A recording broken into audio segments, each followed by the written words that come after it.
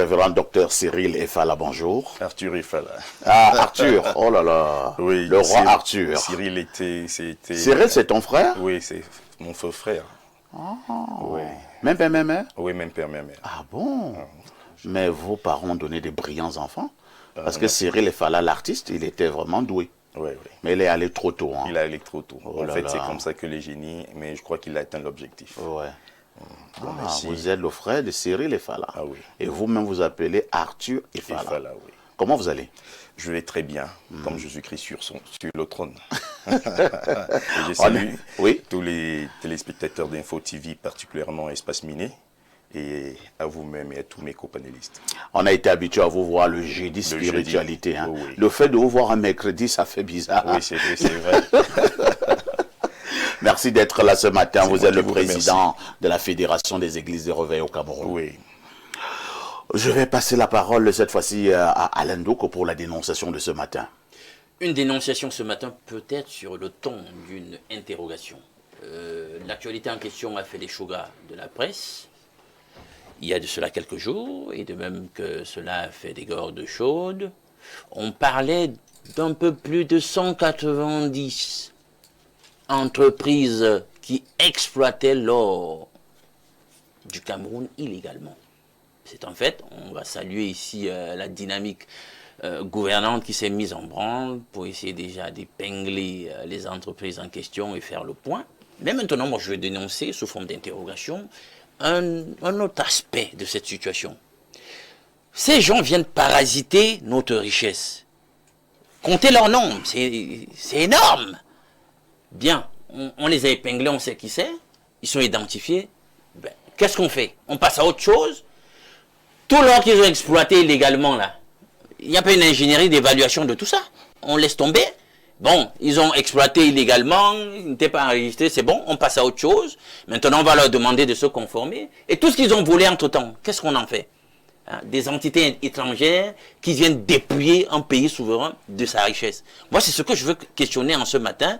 Et je ne veux pas qu'on s'arrête dans la dynamique gouvernante à dire que bon, écoutez les amis, conformez-vous, puis on passe à autre chose. Ils nous ont volé, on a des problèmes de trésorerie actuellement, et il faut qu'on essaie d'évaluer ce qu'ils ont bien pu voler, et puis qu'ils nous le restituent ou qu'on trouve quelque chose de forfaitaire, pourvu que l'argent entre, parce qu'on en manque sur le moment.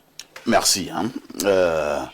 Mr. Diamant, cette affaire de l'or et des minerais de manière globale au Cameroun, elle devient de plus en plus importante, hein. Elle devient de plus en plus intéressante. Ce qui peut déranger plus d'un Camerounais, c'est de savoir qu'un peu plus de 60 ans après les indépendances, le Cameroun est encore siphonné comme ça par certains étrangers. Si vous allez du côté de l'Est du pays, c'est alarmant, l'exploitation sauvage et barbare de nos minéraux. Maintenant, Alain nous pose un problème. On a interpellé certaines entreprises. C'est bien beau de faire des grosses annonces, mais nous nous limitons simplement à dire qu'on a interpellé, ces gens doivent se conformer. Entre-temps, ils nous ont volé. Prenons le mot, hein, c'est le mot picier. Et ils ont volé le Cameroun. Et quand on parle de l'or, on voit des centaines de millions, on voit des milliards. Que faisons-nous de ce vol? Oui, parfait. Quand tu parles de milliards, le citoyen lambda ne s'imagine pas la quantité de milliards. Ah oui. Si je m'en tiens aux chiffres officiels publiés par la Sonamine, la société qui s'occupe d'exploitation minière au Cameroun, de sa gestion en général, elle nous a parlé de 2000 milliards qu'on a retrouvés. Chiffre officiel. Chiffre officiel. Je m'en tiens là pour ne pas extrapoler. Vous dites 2000 milliards. C'est ce qui est publié. Sachant que 1 milliard, c'est 1000 millions. Voilà. Maintenant, quand cela est dit, il faudrait que nous nous rendions à l'évidence que ceux-mêmes à qui on a donné les contrats de concession, pas seulement au niveau de l'exploitation de l'or, la plupart n'ont jamais respecté le cahier de charge. Nous avons tous souvenance, nous qui restons dans la presse, que les chefs des villages se sont vus comme ça en train d'occuper les routes, les rues, pour empêcher que les Roumiers désormais ne passent, parce qu'ils voulaient faire entendre leur voix et les voix de leur population. Mais on a vu quand même les autorités administratives, commandants de brigade, préfets, sous-préfets, descendre pour pouvoir les mettre hors d'état de nuit et faire la part belle comme ça aux expatriés qui exploitaient de l'or. Même chez moi, du côté de Konyambita, il y a une carrière qui est de ce côté qui est exploitée, où la commune de Konyambita n'a carrément pas un radis. Le dossier vacille entre les travaux publics et le ministère en charge de la question, mais tout cela se passe comme si on était dans un pays où les populations qui habitent ces localités-là n'ont pas de droits. Et ce que je dis là est quelque chose de vérifié. Le maire de Konyambita est là, elle en sait quelque chose. Donc, pour dire qu'aujourd'hui, nous avons des institutions, nous avons une réglementation. Le plus important, c'est de faire respecter ces réglementations. Mais malheureusement, c'est toujours encore les nôtres qui aident les uns et les autres, ces expatriés, entre guillemets, à partir en moyennant des prébendes. Et c'est ça le mal. Il faudrait que, c'est pour ça que tout le temps j'aime parler du patriotisme et de la citoyenneté. Lorsque la conscience des populations s'élève, les populations, l'État devient heureux. Aujourd'hui, quand vous regardez ce qui se passe dans certains pays, pourquoi est-ce que ces choses se passent? Le souverain se sent protégé lorsque la conscience du peuple s'élève parce que le peuple devient sa première protection. Mais dans une société où la misère est galopante comme nous vivons, nous traversons là, entre-temps, le renchérissement de la vie est aussi galopant. Mais on se pose bien la question de savoir où est-ce que nous allons pouvoir aller.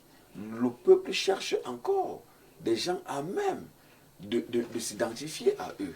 Voilà pourquoi nous invitons ce matin, moi particulièrement j'invite les instances, par exemple il y a la brigade des mines qui est au niveau du ministère, d'agir avec efficacité. Nous avons pu voir la descente du ministre, du professeur Foucalistus qui était descendu, et nous avons pu tous constater que l'exploitation artisanale qui était là, qu'on avait sur les papiers, il est allé, il a trouvé plutôt une exploitation semi-industrielle avec un engin gigantesque, comme savent le faire les Chinois.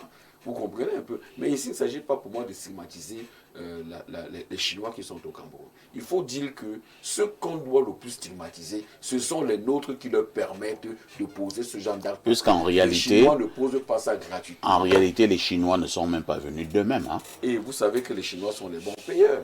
Si quand hier, les Occidentaux nous prenaient par exemple une bille de bois à 100 000 francs pour aller vendre en Chine à 6 millions, et les Chinois sont venus aujourd'hui et ils payent la même bille de bois à 2 millions pour aller revendre chez eux. Ça veut dire que les Chinois sont les bons payeurs. Ça se voit dans tous les marchés. J'ai même appris autre chose. Hein. C'est-à-dire que les Chinois ont une capacité d'adaptation énorme. Ça veut dire quoi? Chez eux, ils sont rigoureux, hein, les Chinois. Extrêmement rigoureux. Mais lorsqu'ils arrivent également dans un pays, s'ils trouvent que dans ce pays, vous dansez avec un pied, les Chinois vont danser plus avec un pied que vous. Non, donc ils se sont adaptés, vous voyez un peu, ils se sont adaptés à notre manière de faire. Ouais. Et ils le font même déjà un peu plus. Ils ont compris que nous aimons les tripatouillages. Voilà. Donc les Chinois, ils marchent avec des sacs d'argent. Hein. On ne vire pas ça dans les comptes, ils ont des sacs d'argent. Dès que vous êtes d'accord, allez, ils vont ouvrir la malle arrière et c'est ni vu ni connu. Ils ont compris, les Chinois ont compris. Mais le plus important dans le partenariat ou la coopération sino-africaine ou sino-camerounaise, c'est de dire ce que nous voulons et de faire ce que nous voulons. C'est ça le plus important. Mais tel que c'est parti là, il faut que les autorités essaient de sévir davantage. Mais pour sévir, il faut croître en termes de conscience, élever notre niveau de conscience et mettre le Cameroun en avant. C'est le plus important. Sans ça, il n'y aura rien. Nous n'aurons que notre verbe et nos larmes pour pleurer. Révérend Arthur Efala, nous avons donc justement suivi cette actualité il y a quelques mois où on nous a clairement dit que le Cameroun a perdu environ 2000 milliards. C'est-à-dire que exploitation illicite de l'or, ça sont les chiffres officiels. Hein.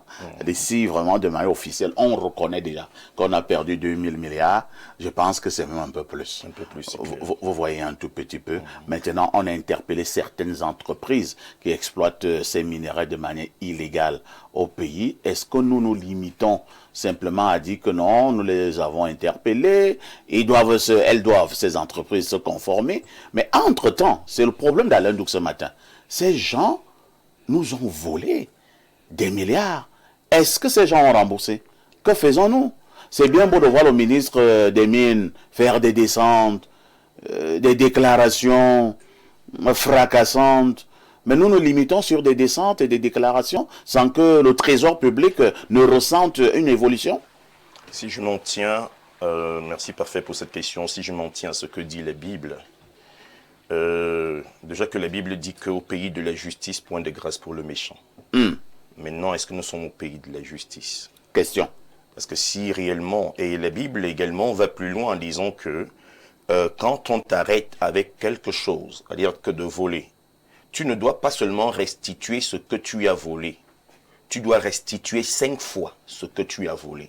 Très bien. Ça veut dire qu'en réalité, si on a estimé que c'est... Ça s'appelle la réparation. La réparation ou la restitution.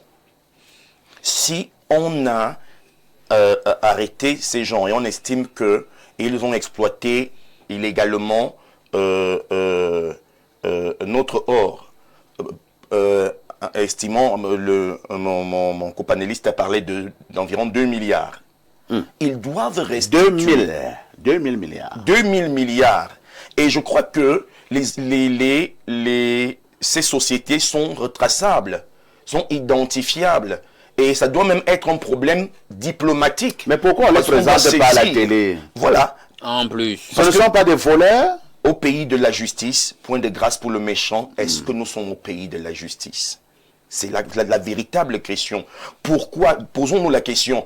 Ils ont fait comment? Les autorités compétentes faisaient quoi? Dormaient? Pour qu'on exploite autant jusqu'à 2000 milliards. Ils faisaient quoi? C'est que, en fait, il y a des gens tapis sous l'ombre qui sont effectivement, qui font des marchands. On va dire que le marchandage avec ces gens, c'est simplement ça. Mais moi je dis, ils doivent restituer tout ce qu'ils ont volé. À la limite même, ils doivent restituer 5 fois. Vous avez parlé de restitution, hein, oui. Et là vous évoquez la Bible, et vous parlez également de la réparation. Même notre loi le dit. Moi j'avais retenu ça quand j'allais de temps en temps au cours du côté de Soie, à l'université. Nous avions un professeur là-bas, le recteur Minkouas. Il nous répétait ça à l'amphi. Voilà. Tout fait quelqu'un de l'homme qui cause à autrui un dommage, oblige celui par la faute duquel cela est arrivé à le réparer. À le réparer, ça le professeur Minkwa a passé le temps à nous dire ça. Et il nous disait que toute la loi se résume en cet article. Naturellement. Mais pourquoi ces gens ne réparent pas les torts causés au Cameroun? Non, parce qu'il y a des ramifications. Ils ont des gens au sommet de l'État qui mènent le truc, mais qui, en fait, c'est eux qui sont présentés aujourd'hui, mais il y a des gens tapis dans l'ombre qui sont qui tiennent les commandes. Et en fait, ce qu'ils sont en train de faire là, c'est une grosse mascarade. On va vérifier. On va vérifier ce genre de ramifications au sommet de l'État. Ça, c'est évident. Sinon, comment ils ont fait pour faire autant, pour passer autant de temps, parce que pour exploiter cet or pendant des années, 2000 milliards, c'est des années quand même. Ils ont, pourquoi? Et vous savez ce que le Cameroun, lui, l'avait déclaré? Non. C'était dans les histoires de 192 kilogrammes. Vous voyez? Et pourquoi ils ont déclaré? De qui se moque-t-on? Voilà, de qui se moque-t-on? On va passer la parole à notre ami Bill Tadongking, qui pivote entre le Cameroun, la France et l'Italie. Alors, Bill, du côté de ces pays-là, est-ce que nous pouvons également avoir ce genre de scandale et on ne voit pas le sommet de l'État s'émouvoir? Bon, comme je vous disais tout à l'heure, je pense que ça peut arriver, mais c'est très rare. C'est très rare, pourquoi? Parce que là, à l'occurrence, comme les copanélistes l'indiquaient, il y a là une défaillance de procédure.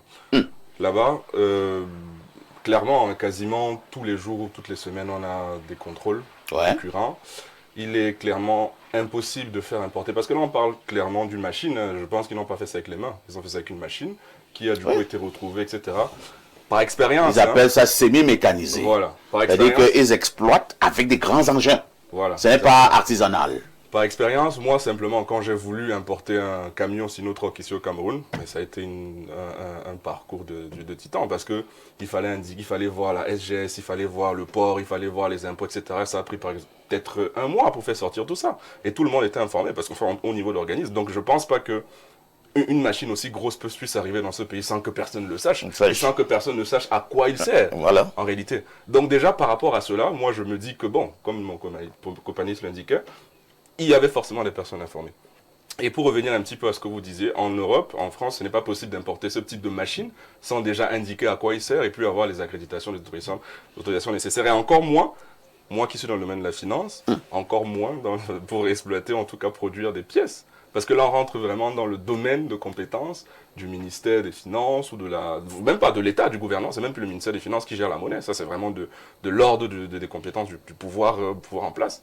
Donc non, c'est pas possible. Attends un peu, vous qui vivez dans ces pays-là, est-ce que vous avez souvent l'impression que la manipulation de l'or, du diamant, du mercure et de ces autres pièces précieuses, ces autres minéraux, est-ce que vous avez l'impression que ça se gère comme ça, à la petite semelle, de manière aussi banale, voire barbare?